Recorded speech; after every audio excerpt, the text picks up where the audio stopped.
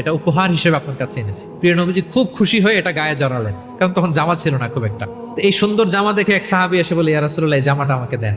কি বলে? অন্য সাহাবারা রেগে গেলেন, এটা তুমি কাজটা ভালো করলে না, তুমি জানো যে নবীজির কাছে এখন জামা নেই, এটাই তুমি চাইলা। তখন প্রিয় নবীজি তো না করতে পারে না, ওই জামাটাই গা থেকে খুলে দিয়ে দিলেন। তো ওই সাহাবী বলে, তোমরা কি জানো আমি কেন চেয়েছি? কারণ এই জামাটা নবীজির গায়ে লেগেছে, আমি চাই এই জামা দিয়ে আমার কাফন দেয়া হয়। এবং ঠিকই ওই সাহাবীকে এই জামা দিয়ে কাফন দেয়া হয়েছিল। একবার তিনি চাদর পরিহিত অবস্থায় রাস্তা দিয়ে হাঁটছিলেন, এক ভিক্ষুক এসে ওনার গায়ের চাদর ধরে এমন জোরে টান মারলেন, গলিদুল হাসিয়া, ওই চাদরের এই পাশে ডিজাইন করা ছিল, প্রিয় নবীজির ঘাড়ের এদিকে চামড়ায় দাগ পড়ে গেল। তিনি ব্যথা পেলেন এবং বললেন, ইয়া মুহাম্মদ মুরলি মিন মালিল্লাহ, দাও কোষাগারে কি আছে ওখান থেকে আমার কিছু দাও। মানে এটিকেট জানেন, আদব নাই তার মধ্যে। আসছে ভিক্ষা করতে, আসছে কি করতে? ভিক্ষুকরা তো এমনি একটু অনুনয় বিনয় করে যে দেন, আমার কাছে কিছু নাই, দয়া করে দেন। তো সেটা না করে, অনুনয় না করে, সে আরো রাফ অ্যাটিটিউড করে এমন জোরে নবীজির চাদর ধরে টান দিল।